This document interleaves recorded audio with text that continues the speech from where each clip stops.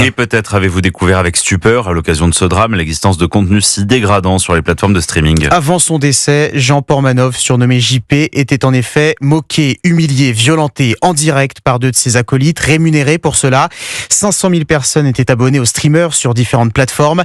Alors pourquoi des contenus si violents sont-ils plébiscités par les plus jeunes ? Mathis Lang a posé la question pour Europe 1. Valentin, 22 ans, fait partie des milliers de personnes qui regardaient les directs dans lesquels JP, le streamer décédé, apparaissait. Au tout début, c'était pour son personnage, ses réactions souvent imprévisibles et drôles. Mais très vite, les violences à l'encontre du streamer se multiplient. Pourtant, le jeune homme continue de regarder ses vidéos. Les combats de bots, quand il se frappait, les jeux de claques, sans aller jusqu'à l'humilier. J'étais bien conscient, j'étais là chaque soir devant les lives. Valentin estime que les internautes ont une part de responsabilité en ayant regardé, voire encouragé les sévices.